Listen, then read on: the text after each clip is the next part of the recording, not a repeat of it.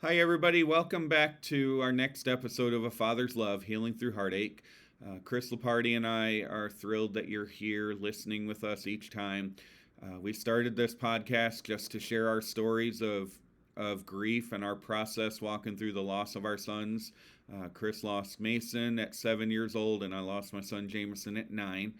And we've been honored lately to be able to have a lot of other fathers join us to share their stories. And we're all in this together. And so we are thrilled to welcome Chris Garvey with us. Chris Lepardi, how are you doing, my friend? Doing great, buddy. How you doing? I'm doing okay. And I'm going to be a mess today because we have two Chris's here that I'm going to have a hard time keeping track of. Chris Garvey is joining us from Ontario, Canada. Chris Garvey, welcome, my friend. Thank you. Good. And it's just kind of funny because we've had a few guests on from the Buffalo, New York area. Chris Lepardi is from Buffalo, New York, moving back there this summer. I'm from south of Buffalo. And Chris Garvey, we're excited because he's our first international guest. But he is from Ontario, Canada, not terribly far from Buffalo, New York. So I'm going to do my best to keep track of things today and not confuse everybody. But Chris Garvey, thank you for joining us. We're going to give you the floor and just let you share your story. Thanks so much, guys. It means a lot to be here and be able to share my story. In 1995, so 10 years or 28 years ago, probably was one of the happiest days of my life. On January 12th, my son Blake was born. And, I finally had somebody to carry on the name. And he came out, he was handsome, he was healthy. And, at that point, I couldn't be happier. Blake grew up and he was a very sociable kid, very good with people. He had an amazing sense of humor. He was like any typical kid growing up. He played the basketball, he played soccer in the summer, and I was able to coach them in these sports. So it was pretty cool to be able to keep that bond going. He had a real mysterious kind of look to him, and he had this real contagious smirk that you always wonder, is he up to no good, or is he just kind of sneaky? But he was an amazing kid. And I think what happened in Blake's situation, as he got a little older, he was dealing with some stresses in life. By the time he was 16, he came to my wife and I, Suzanne. He came to us and he said, I think from the internet looking on, I think I'm depressed. I think I've got some situations I might want to deal with. So we took him to our family doctor, and we talked to him, and he was diagnosed, possibly with depression. They sent us to another clinic in our area, a little more based on mental health and so on. And we talked to a doctor there, a psychiatrist or so on. And from what we said and what Blake said, it seems like he was depressed. So our family doctor prescribed some medication for him, but I think at 16, it was kind of hard on him to listen to a family doctor and say, we're going to give you these medication for depression, but it might take 2 weeks. And in 2 weeks, we might find out it's not the right medication for you. So it's a kind of a trial and error situation. I think to ask a 16-year-old to comprehend that and to have the maturity or the patience to handle that is kind of tough. With his depression and lack of patience at that age, I think Blake figured, what I have to do is I have to get happy. So instead of having the wait out time, self-medicating could make him happy, maybe within 5 minutes or so. So we started to self-medicate. And as that went on in time, it became harder and harder, and he became, he started out with pot, and then he grew into cocaine and different drugs, and again, he so he became addicted. Um, I don't I don't like to use the term a drug addict. To me, it seems a little harsh. If anyone asked me what the situation was, I would say he had a drug dependency disorder. It's a little softer. It makes them sound a little more human. Um, Blake progressed to take these drugs, and it was getting the best of him. I remember, something sad. I remember when he was involved in this, and he got his first job at a pizza place. I remember driving him there, and I said, "Well, Blake, maybe you're going to be in a different surrounding now. Maybe you can meet some new friends. Maybe just stay away from the dangers and so on." And he looked over at me and he said, "Dad, you know what? The only problem is I'm only happy when I'm high." And I like, geez, my heart just sank. He said, "The only time I can be happy is when I'm high." And from a parent's point of view, I just, you just feel so hopeless. What can we do? We had him in a program near us, and it was called Pinewood, and it's a kind of an education place for people that are going through this. And it's a kind of you go and you talk about what you're going through, and they have people there, social workers and so on. Well, they'll assist you and ask you why you're doing this. Do you think that give you ideas if maybe about getting off it and that? So he did make an effort. And I remember countless times he would come to my wife and I, and he'd say, "I'm not happy doing this. I'm not happy. For me not to be happy, for you not to be happy, for his sister Sadie not to be happy. I'm not doing this to hurt you. I'm not doing this to hurt myself." And, it really brought awareness to me, first and foremost, that it is an illness. I've, through my times talking about his death and explaining his situation, there wasn't at any point that I was embarrassed at all, because I have bought in, and I know it's an illness. I mean, I've talked to people, and I've said before that if someone has cancer, or someone has diabetes, or someone has muscular sclerosis, or any of those things, you wouldn't say, "Hey, you loser," like you maybe if someone's in drugs, "You, hey, drug addict, you junkie," like that. By God, it's an illness. So if you wouldn't make some fun or little of somebody who's hurting with another illness, why would you think for a minute, why anybody would want this illness? No one chooses it. But why would you downplay somebody who's sick in that mind? If you can't see it, that's the problem sometimes. If you can't see the illness, it's easy to judge. So we stuck behind Blake, Susanna, and I, and we try to give them the help that he had. We went to some counseling ourselves for parents that were going through the same situation. And I learned something. I learned that really helped is we're not alone. And I learned to be with people who understood that it was an illness, and it's not to be frowned upon, and it's not to be, looked down upon. So that helped us a lot. But we had a weekend. Blake just turned 18. And in Ontario, we have what they call a family day weekend. It's a holiday. So we were going away up to the cottage for the holiday.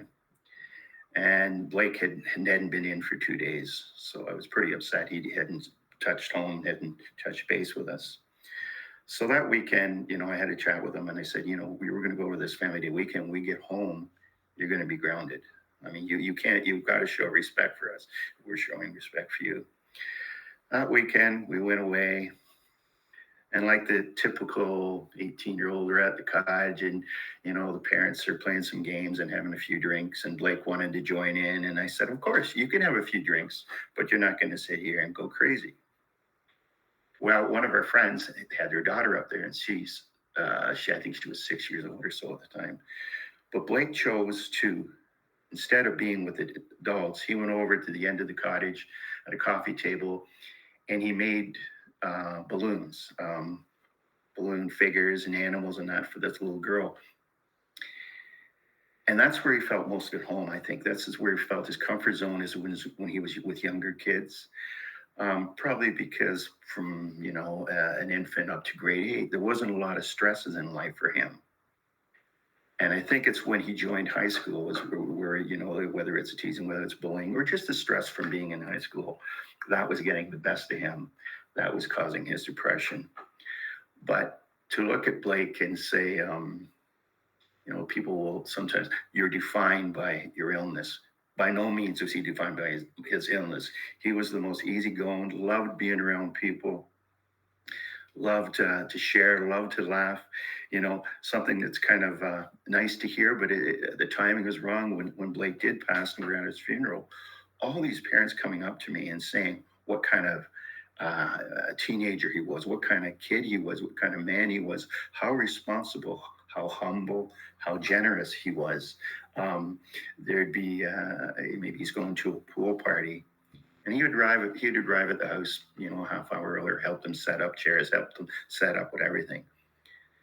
So it's kind of sad when we go through life with our kids, and whether it's an illness or whether it's just the teenage years, and sometimes when you're at home as a parent, you don't maybe look at your child and appreciate the other things that they are right and what they're doing. And these parents pointed out to me that, I'm sitting back, my God, maybe we did a pretty good job.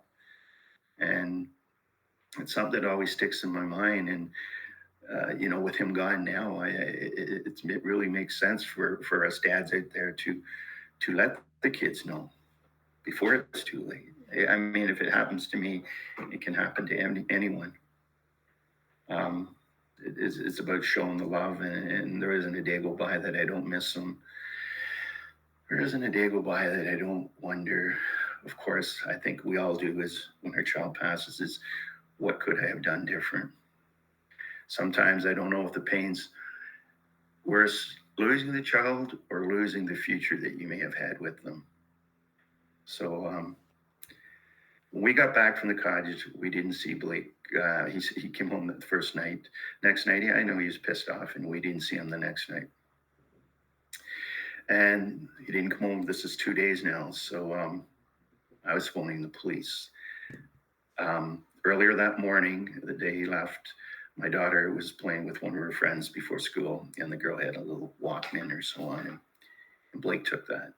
And I knew it was missing, and I knew Blake would have taken that, because a lot of the things we go through as parents with kids involved in this, they don't think of the big picture. They think of what they need. They think of the money they need, and they think of what's going to make them happy.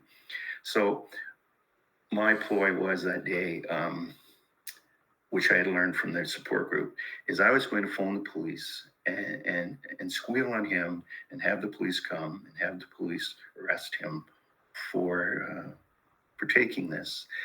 And the whole reason behind it is, as I had learned in my group, that another parent had a problem with their child, and the police said to them, if you agree to go into a rehab and you stick there for the 3 months, we will get rid of the charge. So I thought this might be a way of getting Blake into something like this. So that's what I had planned. I phoned the police. They were unable to come that night. The following night, I was going out to get a lock from my daughter's door, a new doorknob to lock. And as I got to the front door, I was met by 2 police officers. And right away, I'm thinking, okay, they're here to take the report from the night before. And then they said, is your wife here? Could we speak to you both? And I said, yeah. And I called my wife up from downstairs, and she came up, and we sat in the family room, and the police officer said that Blake had went into the library that day. And while in the library, he went into a washroom by himself, and it's a one-person washroom, and he proceeded to take some drugs. He was taking some morphine, I believe. He went in around noon hour, 6 hours later. They found him. Somebody was trying to get into the bathroom, which is beyond me why no one tried it beforehand. I think they did, but they did nothing about it. So he had been in there for 6 hours and he had died. And my head still wonders if the washroom situation would have been different. Would he be alive today? Would have someone knocked on the door 10 minutes afterwards and go in? He had a heart attack. He had all these things. So that's something that sits there in the back of my head, and it's painful. Like I said, I really miss the future.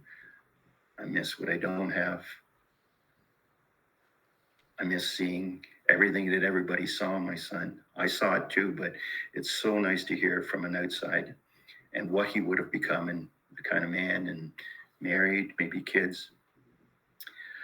After my process of dealing with his death, within 6 months, I joined an organization in my hometown. It's called Bereaved Families, and then a support group for parents who have lost a child. Within a year or two, I took a facilitating course because what it was missing in that program, they had support groups for mothers. It had been 20 years since the last support group for dads, and I know that I was hurting and I know I needed help. Within those first 2 years, it did help me, the support group. So I took this facilitating course and became a facilitator, myself and another gentleman. And then for the last 6 years, we started a support group for fathers. It goes from probably 10 to 12 weeks. We have new dads in there who months apart from losing their child. We have dads come that are a year apart, 2 years that never really got help. And for me, it's been a saving grace because to help somebody else is what helps me. To know that I'm not alone is what helps me. To help other dads and know that they're not going crazy. The emotions, anger, love, fear, it's all accepted. It's all to happen. And to educate people that you will get through this. It's baby steps. Within time, we will move forward. We won't move on, but we will move forward. And I think within the last 6 years or so, I've had dads come in that couldn't barely get in the door with emotion, cried, didn't say anything the first group, which is in the first group, we usually tell our stories. But by the end of the 11th week, you see a lot of the shoulders drop. You see a lot, the breath is a little easier. I haven't met a father yet that hasn't benefited from doing this program. And, today I think about without this program, where would I be? Without programs such as you guys run, the podcasts and so on, where would anyone be today? And I think it's so important to have these services to let people know that you're not alone, to let people know that it's okay, any emotion and every emotion you will have. And to know that together we can do this. And to let the groups, when I do get groups, I let people who have lost due to an addiction, to let them know that their child shouldn't be and won't be judged by their illness. Something myself and my wife have adapted for Blake. I have a tattoo of Blake with a skateboard on it. His picture with a skateboard. He was a regular kid, loved to skateboard in the summer, loved to snowboard in the winter. And on that tattoo, it says, never forgotten, no blame, no shame, just love. And that's our theory. I could never be upset with him for being sick. I'll never be ashamed of him. And I couldn't love him anymore. I feel he's with me every day. I feel he guides me. He helps me do what I do to help other people. And, we all know there's triggers every day, but I guess I kind of like to think that if I was in the opposite position, and I was the one who passed, and I would be looking at my son and daughter, and as much as they can, I would want them to be happy. I know easier said than done. Um, I try to live life the best I can. I try to help people, which helps myself. I know my son.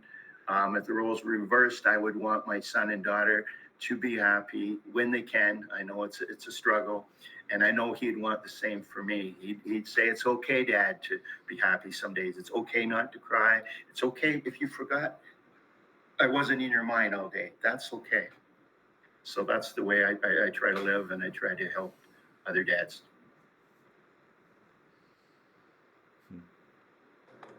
Chris, first off, thank you so much for coming on and telling us about Blake and, your guys' story. As a dad who has some teenagers, it is a constant fear of mine, like you said, of them going through high school and what they might be dealing with every day now that we don't see. So, one topic I think you brought up that Dan and I have never had to deal with before in the grief world is the embarrassment part that you talked about. I had never thought about that before until you said it. Could you maybe give some advice about maybe to parents that are going through the same situation and they might have that feeling of embarrassment and maybe give them some ideas of how to get over that? Well, I think for myself, the easiest way is I try to look at the big picture of for any of us in the situation, if it was a drug overdose, is you look first and foremost at the person. An illness does not define the person. I mean, you have people who have, let's say, okay, for my son, he died at 18. I had 2 years of drug dependency with Blake, but I've had 14 years of no illness, to look and see the caring, loving person that he is. So I think what we have to first and foremost is look at the person who they are. Don't look at the illness. Be mad and upset at the illness, but not the person.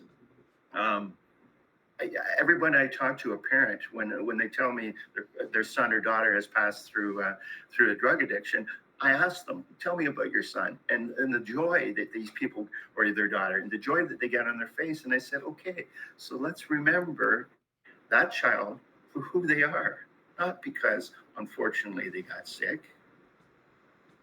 Judge them for the person that they are. And people, yeah, I said, yeah, that's the way we have to think. No one has a right to say anything about your child because they're sick. And like I said before, we don't judge other illnesses. So why are we judging illness of drug dependency?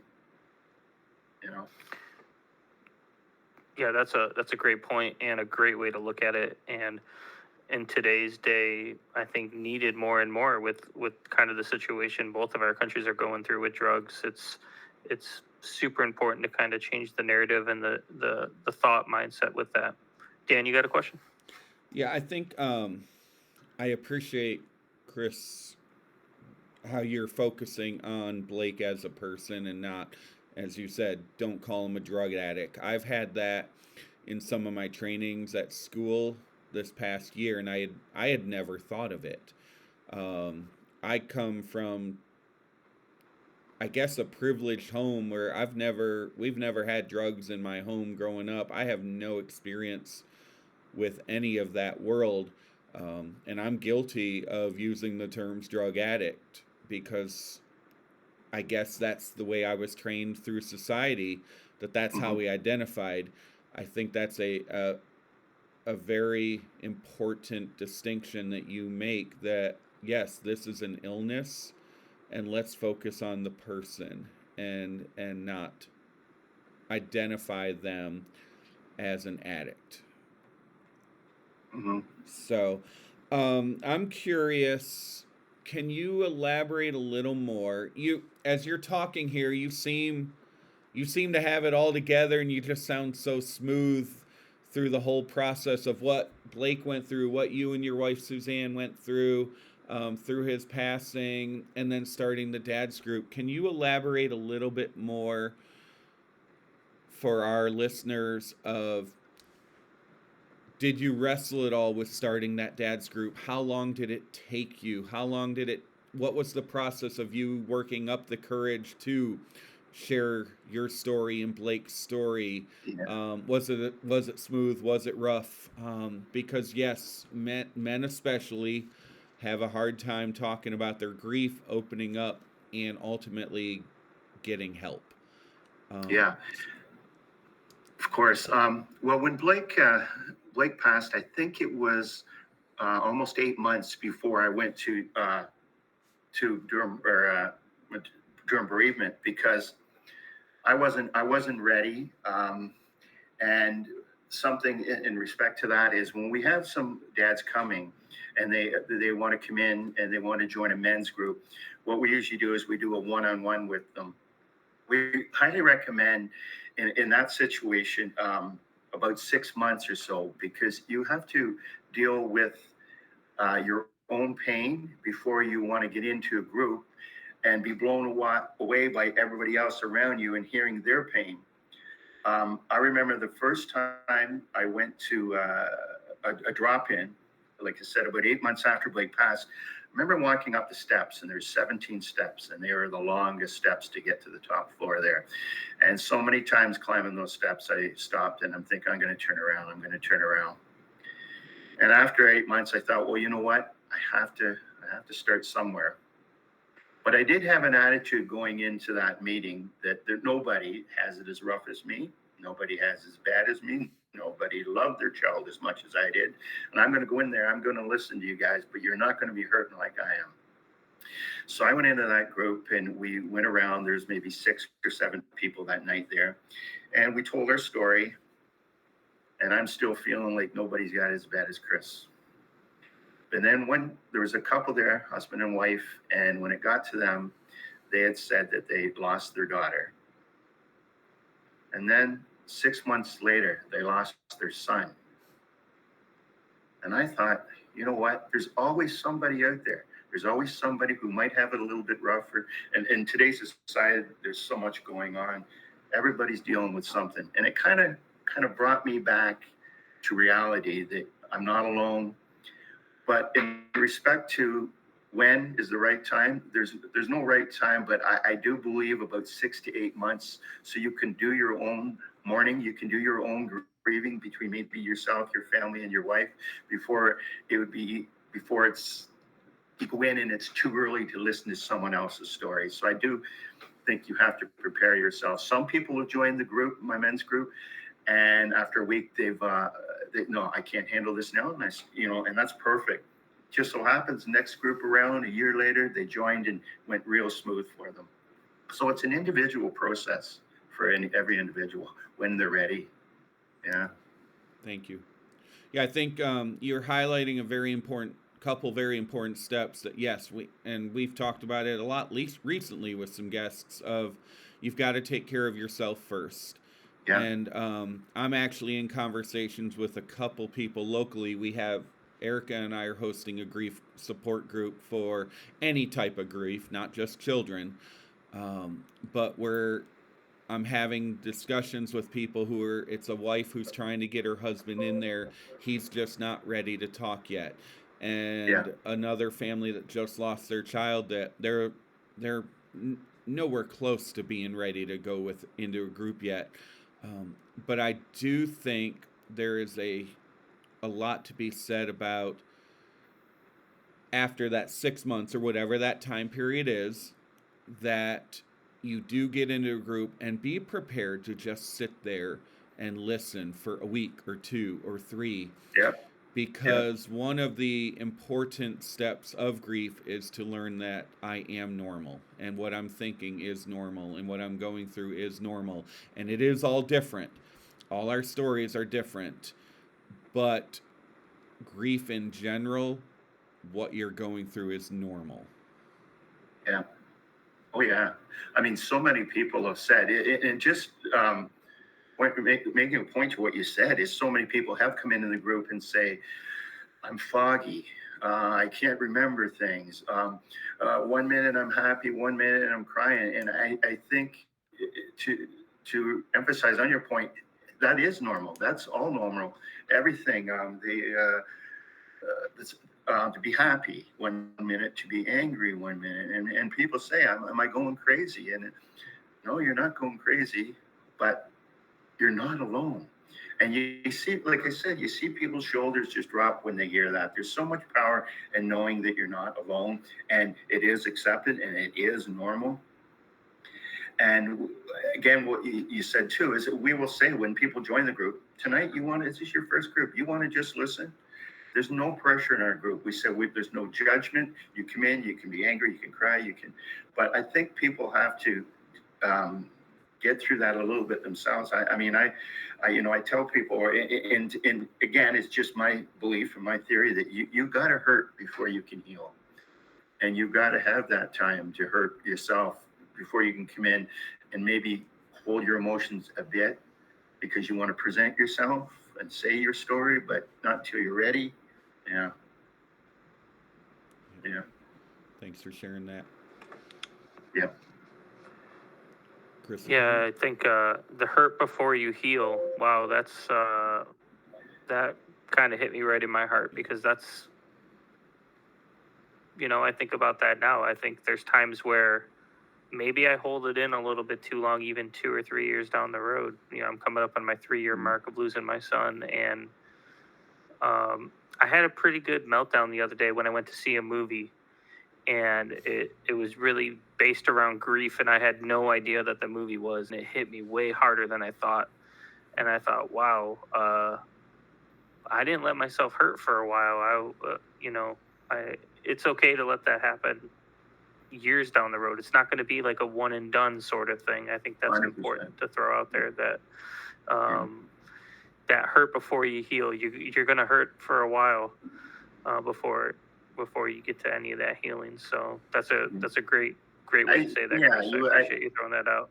You got to do that before you're, I think, able to open up and listen. One thing we do in our group sometimes when we have just a drop in, the facilitators might be somebody maybe a year or 8 months into their journey of healing, and the other facilitator might be someone who's 20 years in. And I think a good point to that is when people come in, the facilitator that's a little bit fresher, they're more down to, I've just been through that. I understand what you're going through. But the benefit of having sometimes is a facilitator 20 years is they show that I have got through this. You will get through this. And what they say too, and people will ask them, okay, what happens? What are you doing? And they'll say, okay, in my first so many years, it was all pain. There was more pain sometimes than thinking of the good points, thinking of the fond memories. But they said 20 years down the road, now when I think of my son or daughter's past, more so it's about the fond memories. So it gives a lot of people hope, that cliche, oh, I'll never heal, it'll never get better. And some of these people are living proof that down the road it can get better. But like for us at Bereavement, we've formed a brotherhood, a real brotherhood. I've met some of the nicest guys, the coolest guys I've ever met that are dads. And I think some of the sharing we do, you'll see the anger, you'll see the tears, but a lot of our meetings, there's a lot of laughing too. And then people they're realizing it's okay, because tomorrow you may be down and out and you may not be able to get out of bed. But if for 10 minutes today, you can have that happy moment. I know who's the happiest is your kids looking at you. They're the happiest right then, saying, yeah, mom, yeah, dad. Good for you to take that 10 minutes today and not feel guilty for it. Yeah. I gotta throw this out there. I think that's the formula, to be honest, because that is exactly what I did when I lost my son Mason. Dan was my go-to for the recency. He had not too long ago lost Jameson, and then Dan and we met Dennis, who was how long was Dennis? Like 20 some years down the road of losing his son. Yeah. And Dan could answer the questions for me in the moment. I had no idea. Dennis gave me the hope for the future that I was going to make it. And I'm not there yet, but I'm getting there because Yeah. of that formula that you mentioned. I think, so those that are listening, it might be easy, it might be difficult, maybe by going to those groups, but kind of finding a mentor almost per se, like a long term person that could really give you the advice you might need. So, Dan. I agree with that completely. And yeah, Dennis, I think actually it's 38 years. And yeah, Wow. he inspired both Chris and myself very much. Because yes, I think every grieving parent goes through that. I'm never gonna get over this Mhm. phase. And yes, you inspire other people when you do share your story with them. That yeah, we're gonna hurt forever. We're gonna remember forever, but we are going to make it through this. Yeah. Yeah. So, Well, thank goodness for situation for what you guys do too, because I know that there's not groups everywhere to reach out to, right. but by getting on here and hearing your stories and other people's stories, maybe we can, like we said, maybe we can make people drop their shoulders a little bit and feel not alone. And I think it's amazing what you two do. I know you're helping a lot of people, so Yeah. you know, Well, hats off to you.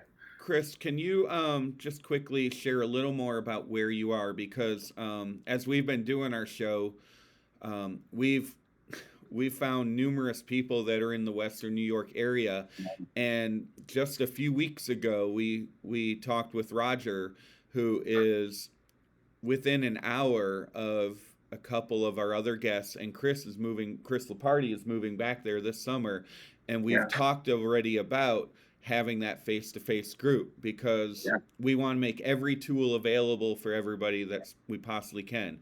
yeah. Where exactly are you in case, I mean, being our first international guest, Yeah, who knows I'm who's in. listening? I'm like an hour away from Toronto, so in Ontario. So I'm an hour away from Toronto. Um, there's a city called Oshawa. That's the closest city. I mean, I'm in Courtice, but Oshawa's the closest city to me, and we're about an hour away from Toronto.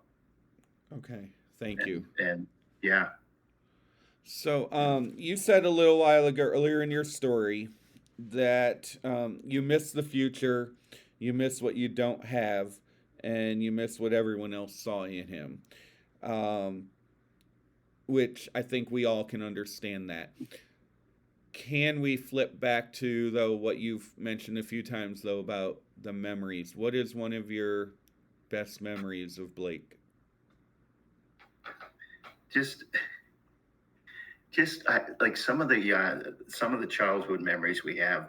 Um, Blake loved the cottage. He loved being outdoors. He loved the camping and that. So I know when he was 5 years old, he said, "Dad, can we camp in the backyard?" And I said, "Yeah." So we're camping in the backyard, and I got a couple of idiot neighbors who come over and they want to tease us. They want to scratch the tent and all that. But he's just trying to be so cool, and he says, "Dad, are you afraid?" I said, "No, no, I'm not afraid." I said, "That's just guys teasing us. Don't worry about that. I'm not afraid either. But like, if you want to go inside, we can go inside." You know, he just stuff like that. Or when he was, I think he was in grade 6 or 7, and we went to a drugstore to pick up some supplies. And Blake says, "Dad," no, he's in grade 5. He says, "Dad, I have a girlfriend now." I said, "Oh yeah, you do." Yeah, and like in 2 days, it's Valentine's Day. I think I should get her a card. I said, "Okay." So we went to the card section, and he's looking at cards, $17. So I'm looking, well, how important is this? I need to see a picture of her. How important is this girl? We're not spending $17 on a card. Okay, all right. So we got a $4 card or something like that. Then we get to the till, and he says, "Dad, I really like her. I think we should get her some chocolates too." So back we don't go get the chocolates.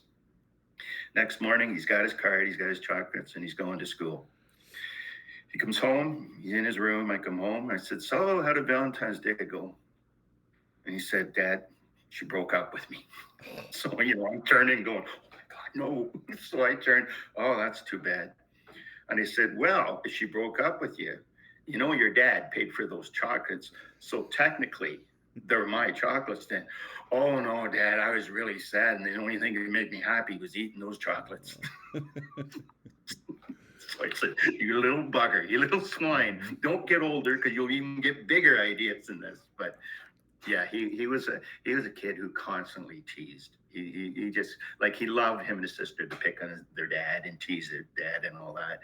He loved joking around, and he had just a very, very contagious smirk, contagious smile. Like I said, you know, I hear from friends and that he was the life of the party.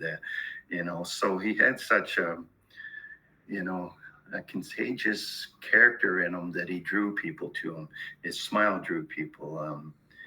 There's everything about him was amazing, except the unfortunate illness. And you know, I mean, he would have went on. He had planned just before he was registered to go to college, and he was taking his first year. He's taking a general trades course to try the plumbing, the carpenter, and all this stuff. And then the following year, you pick the trade that you wanted to focus on.